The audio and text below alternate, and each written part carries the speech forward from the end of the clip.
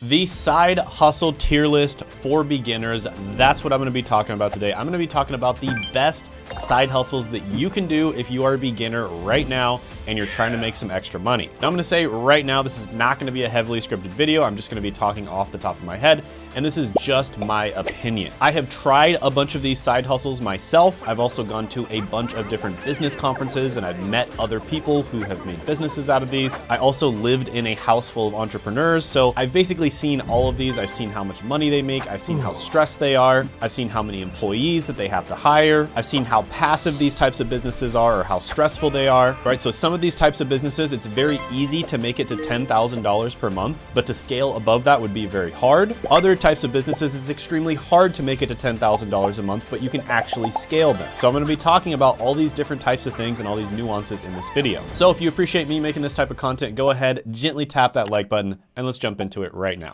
All right, so first one on the list is going to be selling digital products. And there's a ton of different types of digital products out there. For instance, Thomas Frank sells Notion templates and he makes over $100,000 a month doing it. There's lots of people out there who sell resume templates for specific types of industries and they can make a ton of money from that. So there's tons of different types of digital products that you can make. And I really do like this one. I like its simplicity and how useful it is. I also like how easy it is for a beginner to get into it. I would say this is one of those where it's very easy to make it to like 10K per month, but it could potentially be hard to scale above that. But still, this is a beginner list, so I will put this one in A tier. Next is going to be rental property or real estate or doing Airbnb or anything along those lines. So this is one of those side hustles that's very common. It's also a side hustle that has a ton of people trying to sell you some type of coaching program or course on how to get rich quick, right? A lot of people who make money in real estate are people who are teaching other people how to make money in real estate. Now that doesn't mean it's not a good way to make money. It just means there's a lot of saturation and there's a lot of sketchiness going on. So you definitely have to know your stuff. And I would say the average person who starts off in real estate is gonna make some huge mistakes that cost them tens of thousands of dollars. Even if you're super careful, you're probably still gonna make some kind of mistake. But with that being said, if you stick with it, this is a super good side hustle, probably the most common side hustle in the United States at least. And there's lots of different ways you can do it, all the way from renting out extra space in your house to renting out an extra bedroom as an Airbnb to buying properties and turning them into Airbnbs or rentals. So definitely do your research on this one, but I will give it an A tier ranking. Next one on the list is gonna be one that's more and more common. A lot of people are talking about this one, and that is ATMs. So this could be a traditional ATM where you get cash out of it, or it could be what's known as a Bitcoin ATM. So this one is pretty good. It does require some investment up front. If you want to try to scale this, you are going to have to hire employees who go and empty the ATMs. And of course, there's going to be a lot of trust issues there. But yeah, there are a lot of people out there that are making like $10,000 a month semi-passive from this. And I would say it's relatively beginner friendly as well. So I'll put this one into B tier. All right, so next one on the list is going to be laundromats. So this one is definitely not very sexy. It's not one that a lot of people like really want to get into. It's also a lot of work because you're literally going to have to like have buckets to carry all the coins, and then you're going to have to count all the coins out. And typically you'll have a machine that does that, but then you have to exchange those coins for, you know, paper money. And if you want to scale this, again, you're going to have to hire employees that you can trust. Plus on top of that, you're either going to have to rent, lease, or buy a property that has a laundromat on it. So that does add some complexity to it and it makes it a little bit less beginner friendly. At the same time, I think this is one that not a lot of people want to get into because again, it doesn't sound that sexy. So I'll give this one a B tier ranking. Next is going to be a YouTube channel or just a creator in general. So for instance, a TikToker, someone who creates content on Instagram,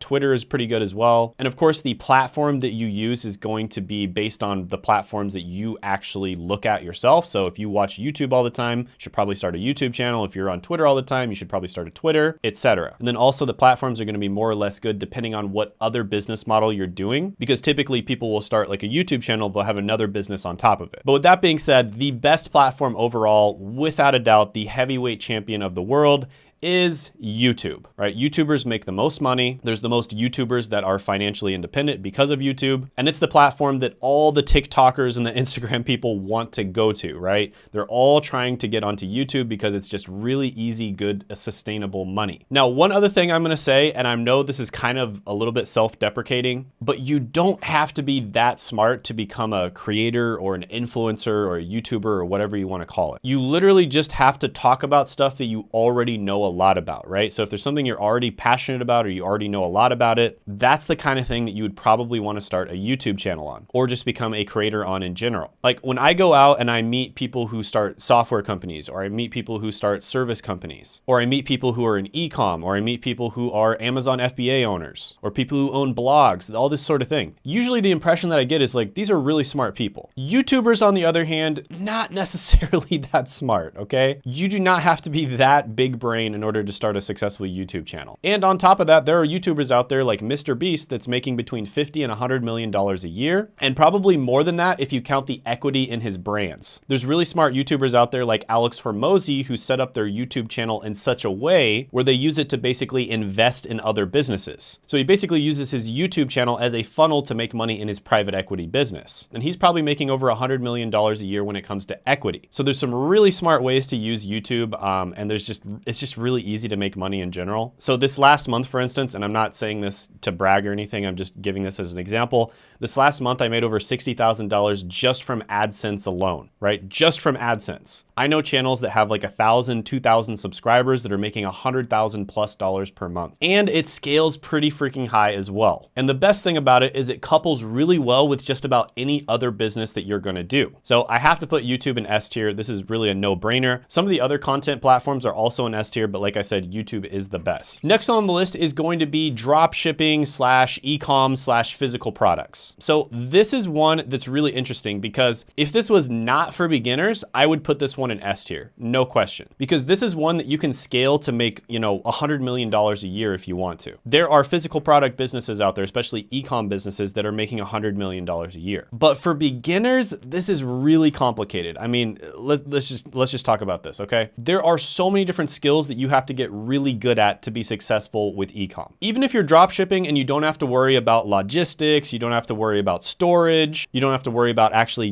designing the products themselves, you're basically just reselling products. You still have to get good at hiring people. You still have to get good at managing people and leadership. You have to get very good at marketing. Then you have to get good at the back end stuff like customer service, fulfillment, etc. There are a lot of skills that you have to have dialed in. And this is one of those businesses where you have to know your numbers like the back of your hand, right? This is not one of those businesses where you can kind of just like halfway know your numbers. You have to know your numbers incredibly well. So you basically have to get good at like data analytics. So if this was for more advanced people, I would put this in S tier, but for beginners, I'm gonna put it in B tier. Next one on the list is going to be a lawn mowing business. So there's a lot of random like physical type businesses out there that are really easy to start, don't require much startup capital. Of course, it's very difficult to scale a business like this. It might even be hard to get it to $10,000 a month if we're talking pure profit, but it's really easy to make a couple extra $1,000s a month. So because of the fact that it's hard to scale, it would be hard to get to $10,000 a month, but it's easy to make it to a couple $1,000s a month. I will go ahead and put this one into C tier. Now, by the way, if you disagree with me or agree with me on any of these, or you think there's other ones that I should have included, go ahead and comment down below. It'll start a conversation that everyone can benefit from, whether you agree with me or disagree with me, so everyone wins. All right, so next let's talk about vending machines. So this one is kind of like in between a laundromat business and an ATM business. I think an ATM business is gonna be better than this because I think it's more profitable. But I think it's also a little easier to do than a laundromat business because of the fact that you don't necessarily have to buy like physical property or rent or lease it. So it's easier to get started. It is gonna take a lot of work restocking these vending machines and also collecting the money. And if you hire someone to do that, of course you have to trust them. So yeah, overall, I think I'm gonna put this one into C tier. Next one is one that I am a big fan of, especially if you're just starting out. And that's going to be a power washing or cleaning in general business. So this is something where I do think there's a lot of opportunity. There's a lot of people who just don't want to do this. But if you're someone who's not afraid to work really hard, this could be a great opportunity for you. And I do think you can make it to $10,000 a month doing this. Now, of course, it'd be hard to scale. If you want to scale this type of business, it's going to take like a lot of skills. You have to get extremely good at hiring, leadership, management, logistics, etc. But just getting to $10,000 a month, this one is pretty easy, I'd say. And I think there's a lot of opportunity out there for people who are not afraid to just work hard. Now, there's a lot of little sub niches you can get into here. For instance, there is an entire niche of cleaning where you basically go to restaurants and you clean their ventilation systems. And some of these types of cleaning businesses do, of course, require specialized cleaning equipment. And of course, you do have to spend a little bit of money on that. But yeah, these types of businesses are pretty good. I'm gonna put this one in A tier. Next is gonna be one of my absolute favorites. It's one of the best business models you can possibly do. and that's online courses, online coaching, and online consulting. So basically information products. Now, online courses, you probably can't scale as high. I think some of the best people out there are doing about $10 million a year or so doing online courses. I'm sure there's some outliers there that are doing more than that. But the thing about online courses is if you actually want to get people an outcome, you have to choose something that's relatively easy to accomplish. So if you're trying to get someone an outcome with something that's not easy to accomplish, like starting a business, for instance, online courses typically are not going to get people there. They might help you like 20% of the way, or maybe even 50% of the way if they're really good, but they're not going to get you all the way to the finish line. And that's where coaching and consulting comes in. So I actually prefer coaching and consulting, and I've spent a ton of money on online courses, and typically they will help. They're extremely helpful. But the stuff that I've gotten the most value out of that I've spent money on is coaching and consulting. And that's because you get to work directly with people, you get feedback, you basically get to pay for a mentor. And then on top of that, you get the online course component because typically there's an online course that's connected to it. Now, coaching and consulting typically is going to cost more. Online courses could range anywhere from like $10 to $2,000, whereas coaching and consulting is typically going to be much more expensive than that. And that's because the person is actually spending their time,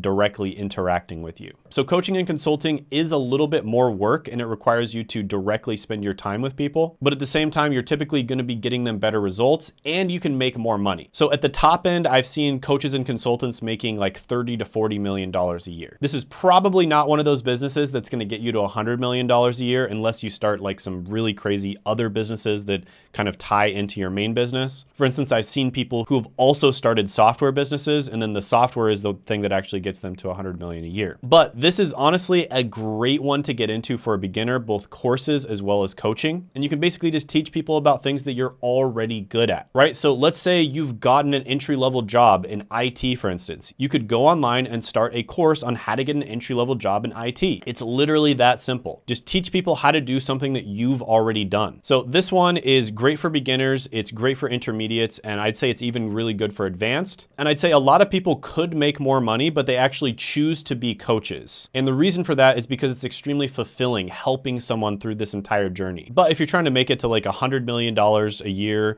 or like $1 billion business, this one is not going to get you there. But still, for beginners, I will give this one an S tier ranking. Next one on the list is going to be pet care. So something like dog sitting, dog walking, taking care of people's reptiles while they're out of town, that sort of thing. So this is one that a few years ago, I probably would have given an S tier ranking because there was just so much opportunity. Now it's still pretty good, but it's a little bit harder to break in. You definitely can get this one to $10,000 a month relatively easily. If you want to get it to like $100,000 a month, you'd have to learn a bunch of other skills. But yeah, this one's still pretty good.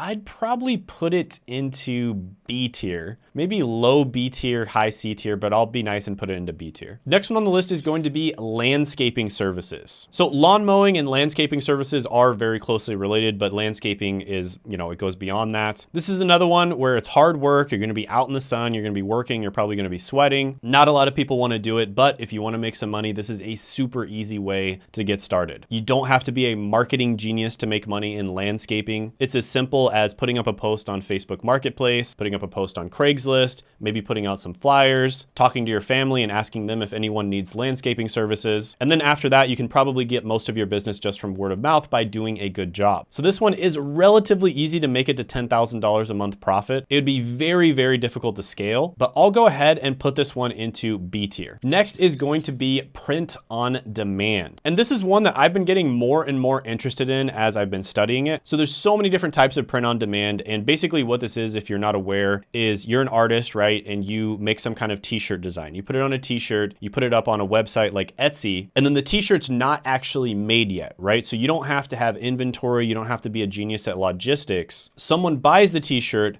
company makes it and ships it to them, and then you get a percentage of the profit. So basically all you have to be good at is designing stuff that people actually want to buy. And then on top of that, you have to have some marketing skills. Now, I think in the next 5 to 10 years, there's going to be even more opportunity because they're going to be combining 3D printing with print on demand. So for instance, if you want a really cool Halloween costume, you'll be able to actually go online, design it in a 3D world, or someone else designs it for you, but then you enter your body measurements in, and then you're going to be able to order order that and it's gonna show up at your door within a week. So that is freaking awesome. And I think there's gonna be a ton of opportunities, especially when print on demand goes 3D and they start using 3D printers in order to fulfill these orders. But even right now, there's still a lot of opportunities, stuff like creating artwork that goes up on a canvas or goes up on a poster, or just really clever clothing or t-shirts. You know, there's lots of YouTubers out there that are making millions and millions of dollars a year from merch. I still think print on demand is pretty good. I'd say it's a little bit too hard to get into just from a beginner's standpoint. So for that reason, I can't give it S tier status. I'm gonna put it into A tier. All right, next one on the list is gonna be Amazon FBA. And of course, this is a type of physical product business, but it's gonna be a little bit different than the other ones, like Shopify, for instance. The cool thing about Amazon FBA is you actually own the Amazon FBA business, and so you can sell it. But the bad thing about Amazon FBA is Amazon owns your data. And Amazon can actually create their own products, and they do this often. And when they have your data, they're gonna know which products, after you've done all the hard work to get that data, sell the best. So at any time, they can kind of just replace you, and then they can just make it to where their products show up on the first page of Amazon and your products don't, because they control that, which is a little bit alarming if you ask me. But with that being said, this has been a good side hustle for a long period of time. Lots and lots of people have been able to make $10,000 a month doing this. Lots and lots of people have been able to make businesses that they end up selling. I have tried this myself, and I can tell you that it's much, much harder than the gurus make it out to be. It also typically does require some investment as well. So it's not super easy to get into right off the bat. So Shopify, for instance, is a lot easier to start than Amazon. So for those reasons, I will give Amazon FBA a B tier ranking. Next one on the list is going to be SaaS companies. So this is software as a service. Now, the thing about this one is if this was not for beginners, this one would be S tier. In fact, it would probably be in a tier of its own. It would be in like S+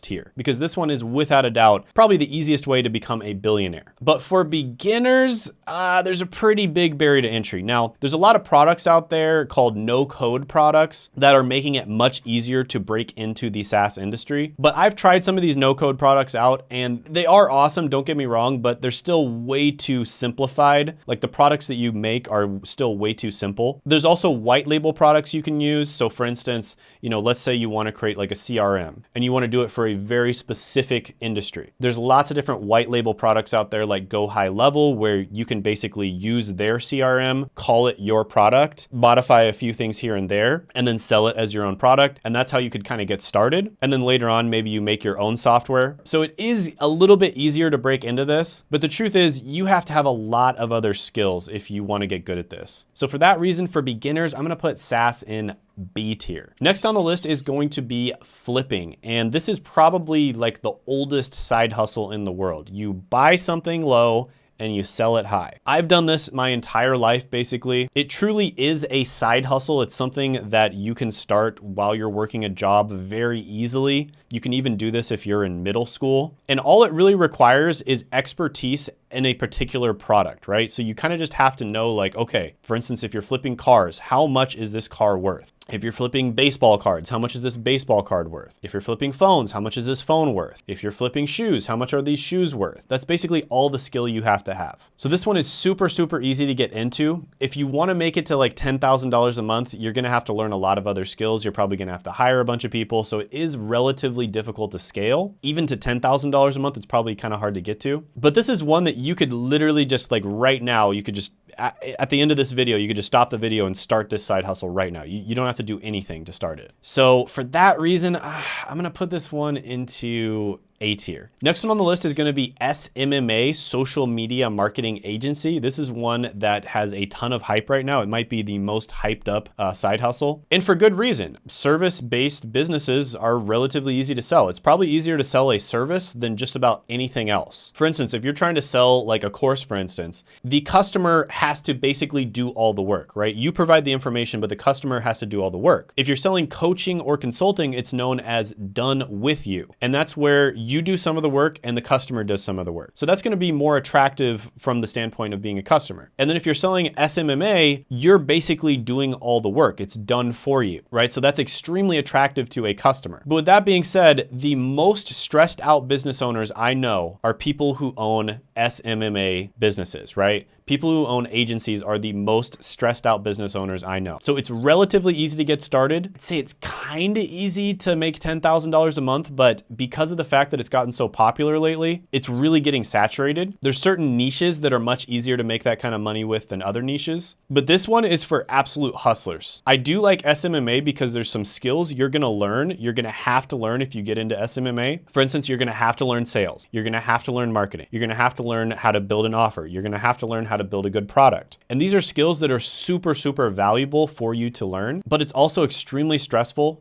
You're basically gonna be working all the time. So there's a lot of downsides to SMMA as well. I'll go ahead and put it into A tier. And very closely related to SMMA is gonna be B2B service-based businesses. So this would be something like cybersecurity, cloud IT, staffing businesses, businesses where you are selling your service to another business. So I do think there's a ton of opportunity here. The downside to this one is you have to have highly specialized knowledge. So if you're someone who's watching this and you are like a high-level cybersecurity professional or a high-level IT professional or a high-level coder, this could be a really good one for you to get into. There are B2B service businesses out there that do make it to $100 million plus a year. Recently, there's been a bunch of them that are either cloud related, IT related, or cybersecurity related that have been making tons of money. They've been growing incredibly fast too. And I know this because I do a ton of research on these types of companies that are hiring people all the time. But with that being said, it does require very high levels of knowledge, also very high levels of skill to get started. So the barrier to entry is pretty high. And so for that reason, if this one was for like more advanced people, I'd probably give it like an S tier rating. But for beginners, I'm gonna put this one at B tier. But like I said, if you're like a high level cybersecurity professional or a high level IT professional, this could be a really good one for you. Next on the list is going to be YouTube automation. So this is basically where you start like a faceless YouTube channel and you hire people to automate it for you. This is another one that's really hot right now. You're hearing people talk about this left and right. And I do love YouTube. Don't get me wrong. I think YouTube is amazing. And I do think there's a lot of people out there that are crushing it with this. But because of the fact that it's been getting so popular, I do think it's getting pretty saturated. Another thing you have to keep in mind is if you're starting a YouTube channel that's faceless, where you're just hiring a voiceover actor, you're hiring a scriptwriter, you're hiring a video editor,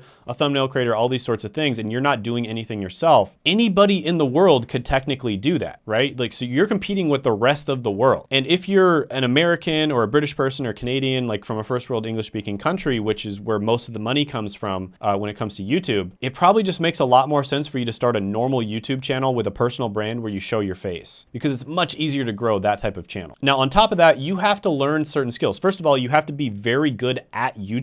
And that's an entire skill set of its own. And that involves thumbnail creation, that involves editing, because even if you hire an editor, you have to know what good editing looks like. It also involves hiring, managing a team, etc. So there are a lot of skills that you have to either learn or be very good at already. But with that being said, I still do think it's a pretty good opportunity. Anything YouTube related is going to be good. I'll give this one an A tier ranking. Next on the list is going to be trading. So maybe I'm biased here, but trading to me, man, it's just not a good idea for like 99.9% of people. First of all, if you understand how the markets work, it's literally a zero-sum game. So if you're making money, someone else is losing money. Almost every other type of business that I mention here is not a zero-sum game because value is being exchanged and excess value is being created. But with trading, it's literally just a zero-sum game. So even if you win, somebody else is losing. So I guess if you enjoy that kind of thing, then this could be good for you. But for me, it's just, I don't feel like I'm adding any value to the world if I'm trading and like making profits. So it's unattractive to me from that standpoint. And then the second standpoint is if you look at the statistics, the vast majority of traders lose money because the truth is you are going to be competing against people on Wall Street, people who have the best information, the best software, the best consultants, the best teammates. They also have the best educations. I mean, these people are gigabrains on Wall Street. They all have like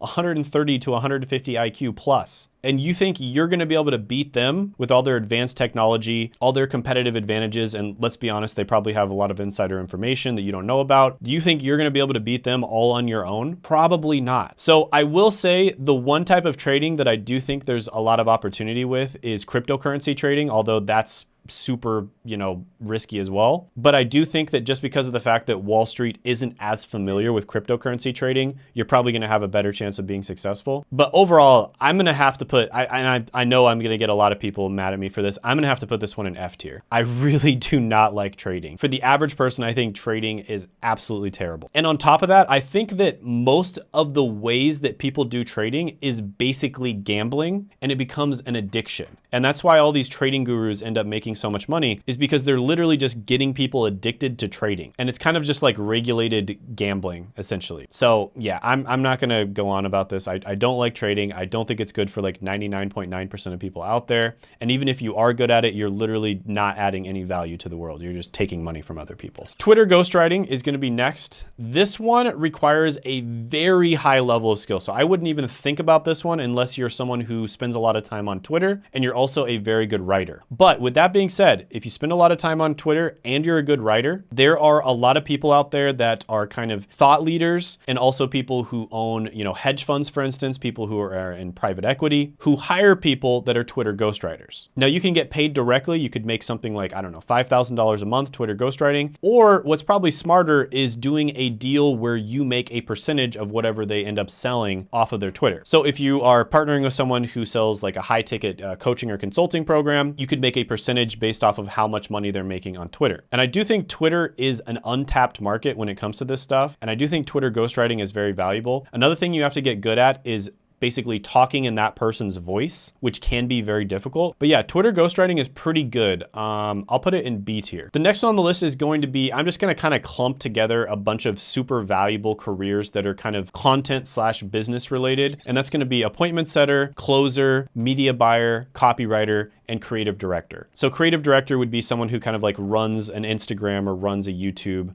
that sort of thing. So these are all careers where you're basically directly contributing to someone's bottom line. So it's very close to you just directly making them money. And in a lot of these, you can actually get a percentage split. And these are all technically things that you can do either as an employee, part-time, a freelancer, or you could start your own kind of agency as well. So there's a lot of opportunity with these. You basically only have to learn one skill with each one of them. Appointment setting is basically where you learn to talk to people in DMs, or depending on the type of appointment setting you're doing, you might do cold outbound or cold calling. Lots of opportunity with appointment setting. With closing, you literally just have to get good at sales. That's it. With media buyer, you have to get good at marketing. That's it. Copywriter, you have to get good at copywriting. That's it. And with creative director, you have to get good at whatever platform you're on. So like a YouTube creative director, you'd have to be good at YouTube. So all of these are relatively straightforward. Most types of businesses, you have to get good at least like 2 or 3 different skills. Whereas with these, it's basically just one skill. And that's extremely attractive. And then additionally, these are really good for basically meeting people who are already successful business owners, because successful business owners are almost always looking for these positions. And so if you can get good at this one skill that these successful business owners are always looking for, you can start making money from them and then learning directly from them. So lots and lots of people I know have started off as closers. Lots and lots of people I know have started off as appointment setters. And these are people who eventually went on to start their own successful businesses. So this one, I'm gonna go ahead and put it into S tier as well. Next one on the list is going to be SEO/blogs. So basically creating a blog. This one is super solid. It's been around forever. The one thing I will say about it, it's not that difficult to do, but the one thing I will say about it is it requires a ton of patience. And most people, of course, do not have patience. You are probably not going to be making much money from your blog for the first year, maybe even year and a half. But a year and a half down the line, your blog's going to start actually making money, and it's just going to keep growing and growing and growing. So you have to be consistently putting out really good SEO optimized content, making absolutely zero money from it. But then a year, year and a half down the line, you're probably going to start making some money, and then it's just going to snowball. So most people don't have that kind of patience, but I will say this is one where it really doesn't require that much skill. And especially if you're someone who's very good at a particular subject and you're writing your own blogs, it's super easy to break into some of these really competitive keywords, because most people are using AI to write the keywords, or they're, outsourcing it to someone who isn't an expert on. So SEO and blogs, it's tough to say just because it requires a lot of patience and most people give up for that reason, but I'll give this one an A tier rating. Next one on the list is going to be affiliate marketing. So this is one that is amazing to make money from, because all you have to do is be good at marketing. marketing. That's it. You just have to learn one skill, and that is marketing. So you partner with some kind of product that's already proven. This is a product that is already proven to be really good. And then you literally just get traffic to the product. So really, it's not even marketing you have to be good at. It's just traffic generation. You have to get traffic to the product. And of course, it has to be good traffic. And then you get a percentage whenever someone ends up buying. So you might get like 50%, for instance. So this one is really good because you can partner it up with just about any other business that I mentioned on this list. So for instance, if you start a YouTube channel, you're getting views from YouTube, it's incredibly easy to start making money from affiliate marketing. It's also a great way to kind of just launch a business without having to create the entire business. So if you think you want to make a course, for instance, you could just partner with someone who's already selling a course, get the affiliate commissions from it, see if it's a good fit for your audience or just a good fit for you in general. And then later on down the line, once you've confirmed that, you can make your own course. With that being said, it's much easier to make money with affiliate marketing if you already have an audience or you're very good at generating traffic. And generating traffic is one of the most difficult and competitive skills to learn. But with that being said, affiliate marketing is still amazing. I will put it into S tier. By the way, if you haven't checked it out already, I did make a video on 7 side hustles that nobody is talking about, and you can check that out by clicking right here.